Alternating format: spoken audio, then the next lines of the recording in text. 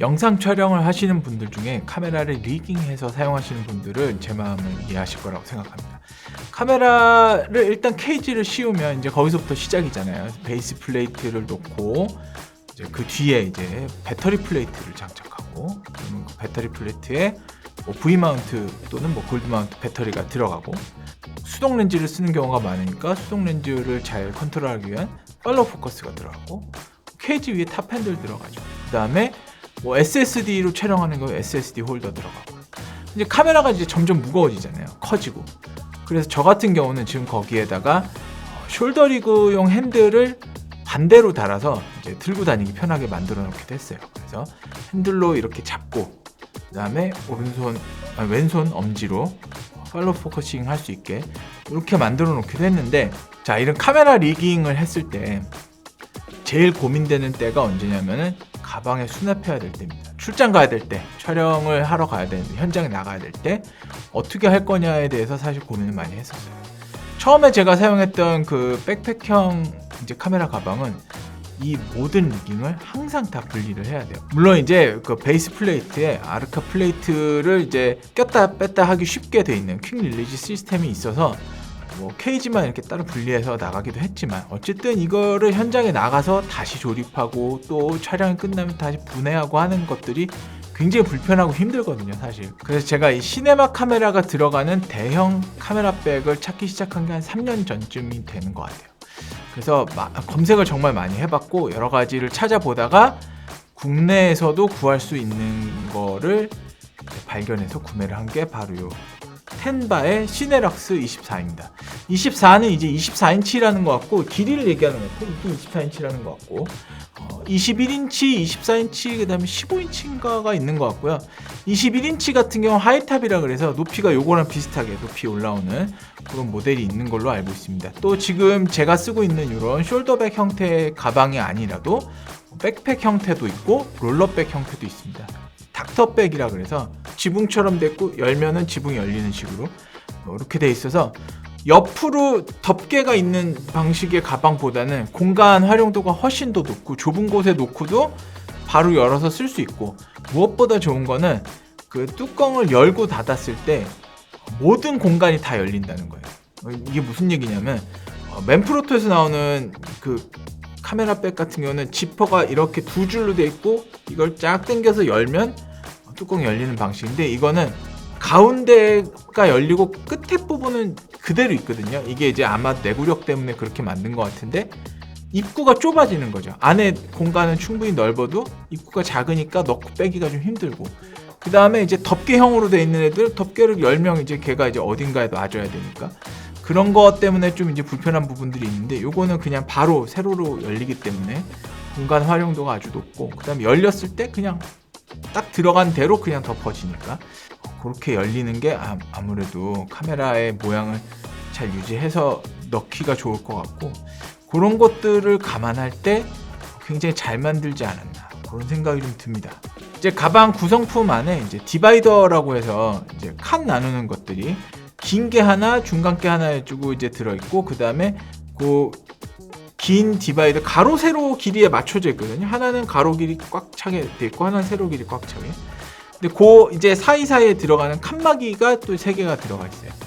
그리고 이제 그 파우치가 2개 들어가 있고, 랩이 2개 들어가 있습니다. 랩은 뭐냐면 이렇게 찍찍이로 돼 있는 큰 포대기 같은 천인데, 이걸 보통 이제 렌즈를 쌓아서 넣고 다닌다든지 뭐 그런 용도로 많이 사용하고 있고, 이게 방수 랩인 걸로 알고 있어요. 그래서 그것도 좀 이제 장점이 되고요. 파우치는 이제 뭐 자잘한 것들, 케이블이라든지 뭐 이런 거 넣을 수 있게 돼 있고, ND 필터 같은 거 넣을 수 있게 돼 있는데, 사실 저는 카메라가 내장 ND가 있기 때문에 ND 필터를 안 쓰지만, 이게 만약에 ND 필터 들고 다녀야 되면 ND 필터 파우치로도 쓰기 되게 좋을 것 같아요. 이런 파우치들이, 그런 것들이 잘 구성이 돼 있고, 그 다음에 사이드 포켓이 하나, 둘, 3개가 있습니다. 그래서 그 공간이 꽤 넓고, 그래서 저 같은 경우는 컬러 차트를 넣어서 다니기도 하고, 자잘한 물건들, 뭐 렌치라든지 뭐 이런 것들 들어있고, 그래서 작은 물건들을 수납하기는 뭐 충분하다. 근데 뭐 파우치도 그냥 안에 안 넣고 싶으면 이제 겉에 이제 포켓에 넣을 수 있고, 그래서 가방이 일단 수납 공간 자체가 크고 넓고 그 다음에 다양하게 다 구성이 되어 있기 때문에 일단 편의성은 굉장히 좋다고 볼 수 있습니다. 스트랩도 보시면 스트랩 길이는 다 조절이 잘 되게 돼 있고 패드도 두껍게 들어가 있어요. 그래서 맸을 때도 어쨌든 살을 파고들지 않게 두툼한 패드가 이제 길게 들어가 있고 넓게도 들어가 있고요. 그래서 이런 것들이 이제 논슬립도 돼 있고 그래서 약간 편의적인 부분들을 많이 고려하지 않았나. 이런 카메라 백에서 무엇보다 중요한 건 이제 그 형태를 얼마나 잘 유지해 주느냐는 거죠.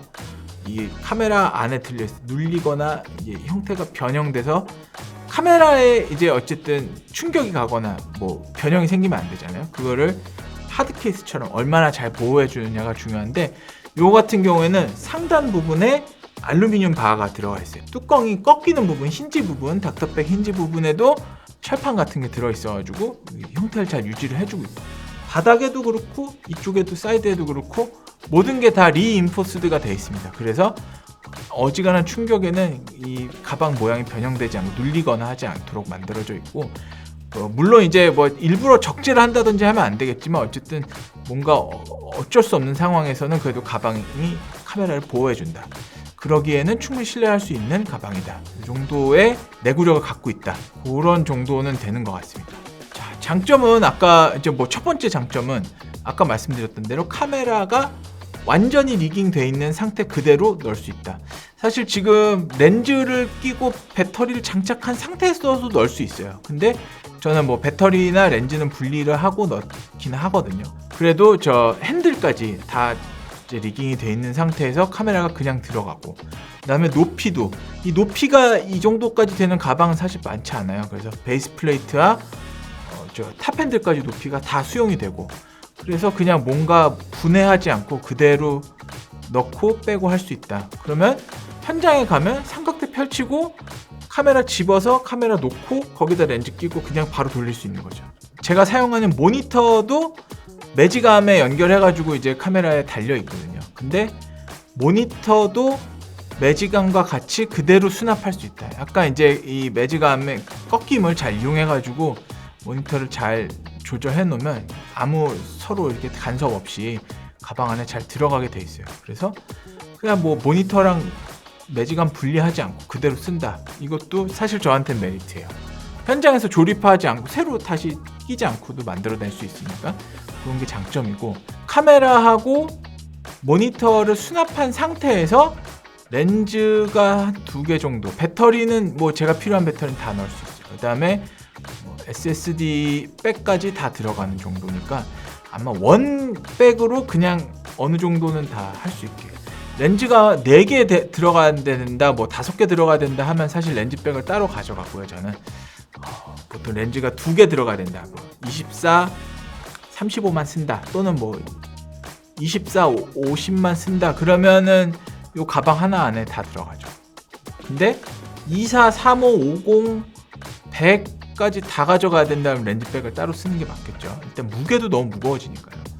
그래서 렌즈 2개와 액세서리 일체 다 들어가는 정도 카메라를 넣고도 그래서 공간도 굉장히 여유롭다.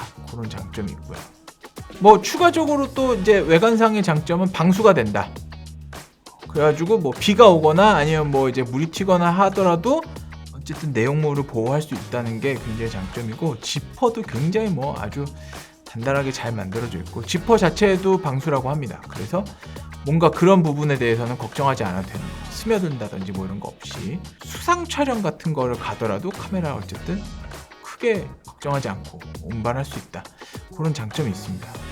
뭐 장점만 있는 건 아니고요. 단점도 있죠. 사실 단점은 사기 전에는 몰랐는데 사서 써보니까 느껴졌던 단점들이 좀 있었는데 일단은 아까 얘기한 대로 렌즈 2개 넣고 배터리 다 넣고 카메라 넣고 하면 무게가 너무너무 무거워져요. 근데 그거를 어깨로 그냥 메고 가려니까 어깨가 너무 아파요.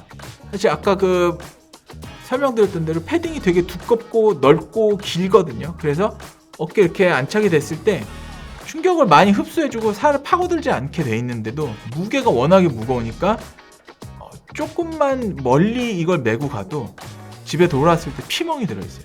처음에는 사실 그게 피멍이 왜 들었는지 몰라가지고 무슨 병이 났나 하기도 했는데 그게 아니라 카메라 백이 너무 무거우니까 이걸 맸을 때 눌려서 피멍이 드는 거더라고요.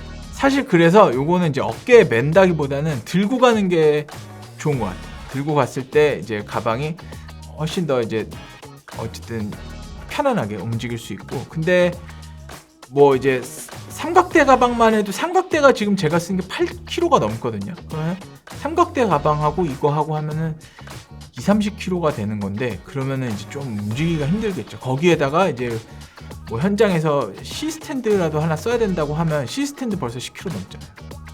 거기다가 뭐 조명도 무게가 있죠. 분폴 들고 가야지, 반사판 들고 가야지 하면 이제 짐이 많아질수록 불편해지니까 항상 들고 갈 수는 없고 매야 되는 경우도 분명히 생기거든요.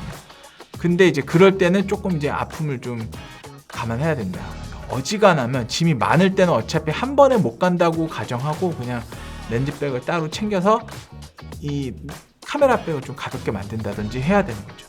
카메라가 아주 길거나 뭐 렌즈를 꼭 붙이고 다녀야 되는 게 아니면 21인치 하이탑도 좋은 것 같아요. 사실 지금 요 가방 시리즈 리뷰를 제가 좀 검색을 해봤더니 21인치 하이탑 리뷰가 제일 많은 것 같아요. 템바 같은 경우는 시네럭스라고 뭐 이제 검색하면 이렇게 리뷰 영상들이 나오잖아요. 근데 그런 거 보면 대부분 21인치 하이탑을 가지고 리뷰를 하시는 것 같더라고요. 높이가 이거랑 비슷할 거예요. 근데 약간 더 짧고, 그래서 이제 카메라 리깅 된 상태에서 이제 어느 정도 수납할 수 있게 만들어 놓은 것 같고, 그거를 많이 쓰시는 것 같은데 뭐 실용적으로 봤을 때 그게 그 정도 사이즈도 괜찮으시다면 그게 좋을 수 있을 것 같아요.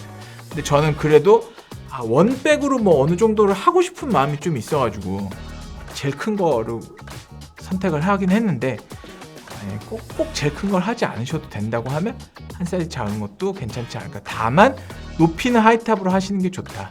베이스 플레이트에서 탑핸들까지 높이가 어느 정도 다 일정하잖아요, 거의. 근데 그 정도까지 다 수납하려면 높아야 돼요.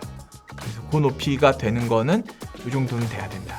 카메라 백을 고려하신다면 한번 검색해 보시는 것도 좋지 않을까 해서 리뷰를 해봤습니다. 오늘 영상은 여기까지입니다. 감사합니다.